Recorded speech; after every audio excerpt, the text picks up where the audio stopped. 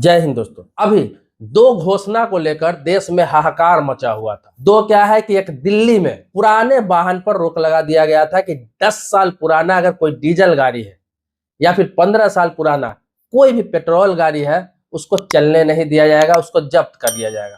और जब्त करना स्टार्ट भी हो गया हुआ था, यहाँ तक कि कॉलोनी में घुस के, सोसाइटी में घुसकर डिपार्टमेंट के लोग जाकर गाड़ी उठाकर ला रहे थे। लेकिन ये 2-3 दिन ही चला, इसका काफी विरोध हुआ, काफी लोगों ने इसका सोशल मीडिया पर या फिर ऐसे ही हंगामा किया। सरकार ने क्या किया कि इस पर यू टर्न ले लिया, क्योंकि पब्लिक रिएक्शन इस पर सही नहीं था। बहुत सारे लोगों को दिक्कत हो रही थी। बहुत सारे लोग ऐसे हैं जिसका 10 साल में 10,000 20,000 किलोमीटर भी गाड़ी नहीं चली, क्योंकि कम चला रहे हैं और 10 साल पूरा हो गया और उनको गाड़ी बेचना पड़ रहा था। यहाँ तक कि एक खबर आपने देखा होगा कि 84 लाख का मर्सिडीज को 2.5 लाख में बेचना पड़ा, डीजल इंजन, जो मात्र 40 या 45,000 किलोमीटर ही चला हुआ था। पूरा गाड़ी बचा हुआ था क्योंकि वो कम चलते हैं इस गाड़ी पे। अब क्या किया सरकार ने, यू टर्न ले लिया रेखा गुप्ता की सरकार ने दिल्ली में, और कहा कि नहीं, अब इसको आराम से लागू किया जाएगा, आराम से इस पर काम किया जाएगा। कुछ और काम करने की जरूरत है, इसके बारे में विचार करने की जरूरत है।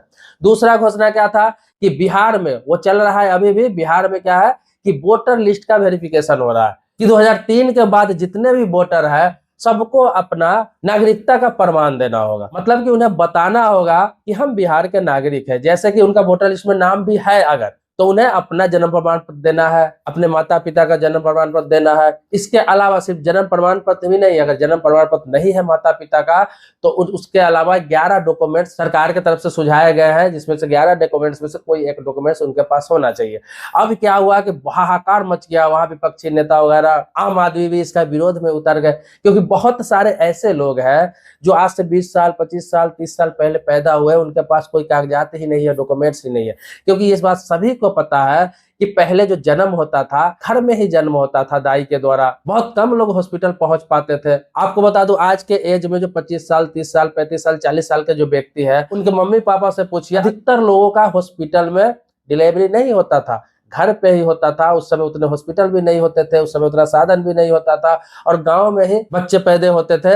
आज सभी 25 वर्ष 30 वर्ष 40 वर्ष 50 वर्ष का हो गया, अब उससे जन्म प्रमाण पत्र खोजा जा रहा है। तो ये विरोध हुआ, तो वहां भी सरकार ने यू टर्न ले लिया। यू टर्न क्या लिया, वहां कहा कि वेरिफिकेशन होगा, BLO के द्वारा जो फॉर्म दिया गया है वो फॉर्म भर के जमा करना है, लेकिन जिसके पास डॉक्यूमेंट्स नहीं है उसको डॉक्यूमेंट्स लगाने की आवश्यकता नहीं है। फॉर्म में सारा डिटेल्स भर के दे देना है और उनका नाम नहीं काटा जाएगा। चुनाव आयोग ने भी बोला है कि अब किसी का नाम नहीं काटा जाएगा, लेकिन वेरिफिकेशन होगी।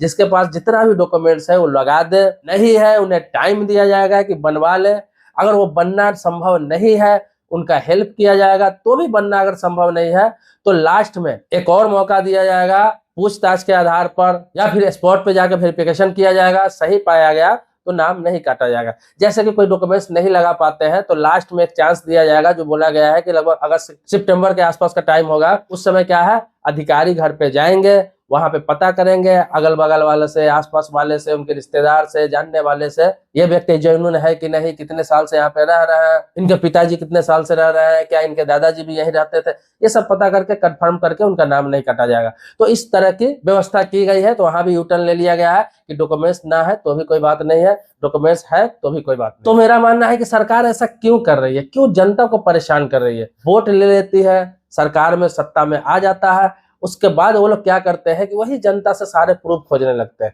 इससे पहले इतने सारे इलेक्शन हुए, जिस इलेक्शन के बदौलत वो अभी सरकार में है उन्हीं वोटर के बदौलत है। आज अगर वो वोटर अवैध हो गया हुआ है तो इन्हें तो सत्ता से हट जाना चाहिए, क्योंकि उन्हीं के वोट से ये सत्ता पर बैठे हैं, तो वो सत्ता भी अवैध हो गया। दिल्ली में भी वही ड्रामा चल रहा है कि डीजल इंजन 10 साल, पेट्रोल इंजन 15 साल के बाद नहीं चलाया जाएगा, उठा लिया जाएगा, काट दिया जाएगा। आपको बता दूं रजिस्ट्रेशन होता है 15 साल के लिए पेट्रोल गाड़ी, वो तो ठीक है चलेगा, लेकिन डीजल गाड़ी का 10 साल में आप उठा ले रहा है। अब बता दूं कि आपको बहुत सारी ऐसी गाड़ियां हैं जो 40 लाख 50 लाख 60 लाख की गाड़ी है लोगों के पास, और वो गाड़ी को चढ़ते ही नहीं है। किसी का 30,000 किलोमीटर चला हुआ है, किसी का 40,000 किलोमीटर चला हुआ है, किसी का 50,000 किलोमीटर चला हुआ है। टाइम भले ही हो गया हो लेकिन गाड़ी चला ही नहीं। गाड़ी किसी प्रकार का पॉल्यूशन नियम का धज्जी उड़ा ही नहीं रहा है, क्योंकि वो गाड़ी चली ही नहीं। बहुत सारे लोगों के पास 2 गाड़ी 3 गाड़ी है, वो चढ़ नहीं पाते, पड़ी हुई रहती है, 10 साल के बाद उसको कटवा देगा। ये कौन सा तरीका हुआ।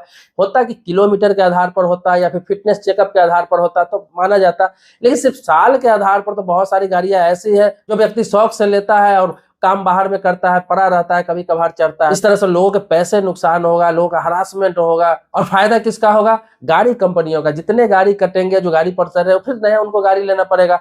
तो हो सकता है ये गाड़ी कंपनियों को मुनाफा पहुंचाने के लिए, फायदा पहुंचाने के लिए ऐसा किया जा रहा है। इसी प्रकार से बिहार वाली जो घटना है, जो वोटर लिस्ट वाली घटना है, यह भी एक तरह से डर दिखाने के लिए, लोगों को मुद्दा से भटकाने के लिए ये सब किया जा रहा है। अपने देश में आजकल उथल पुथल मचा हुआ है, कहाँ क्या हो रहा है, एक चीज खत्म होता नहीं है, जनता पर दूसरा चीज का भूत सवार कर दिया जाता है। अभी देख रहे होंगे महाराष्ट्र में भाषा विवाद चल रहा है।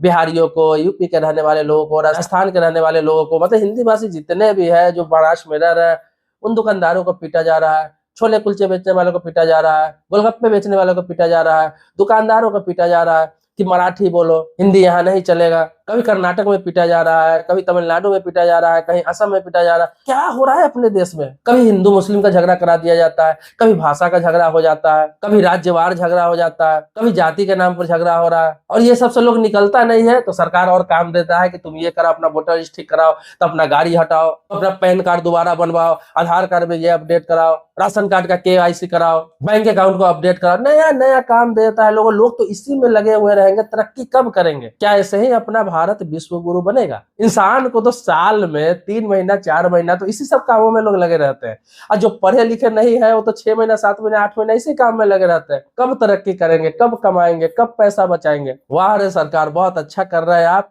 और आप जनता का भी इसमें गलती है कि आज भी आप, इलेक्शन हो रहा है, होने वाला है, आज भी आप ऐसे लोगों को ही चुनेंगे जो यही सब कर रहा है और भविष्य में यही सब करेगा। बहुत सारे बुद्धिजीवी लोग हैं जो सोशल मीडिया पे आकर समझाते हैं, मीडिया में आकर समझाते हैं।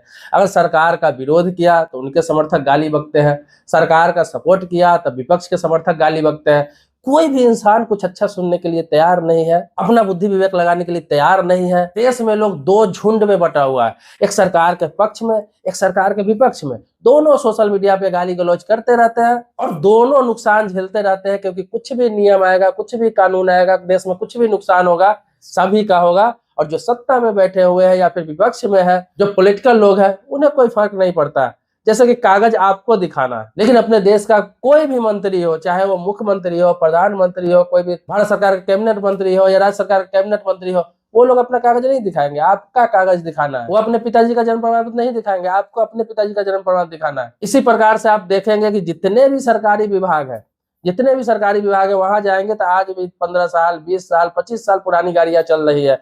बहुत सारे गाड़ी ऐसा है जिसका इंश्योरेंस फेल है, पॉल्यूशन फेल है, बहुत सारे डिपार्टमेंट में है, चाहे वो बहुत सारा थाना में ले लीजिए, बहुत सारे सरकारी विभाग में ले लीजिए, उसको कोई बदलने वाला नहीं है, उसको कोई हटाने वाला नहीं है। जो है करना है आम जनता का करना है, जो बदलाव करना है, जो भी नियम लागू होगा, कानून होगा, आपको पालन करना है। उन लोगों के लिए कोई कानून नहीं है, क्योंकि वो तो कानून बनाने वाले हैं, कानून बदलने वाले हैं, तो वो कानून से ऊपर हो जाते हैं। अभी सभी समझिए, समझदार बनिए और किसी के बहकावे में आने वाला झुंड मत बनिए।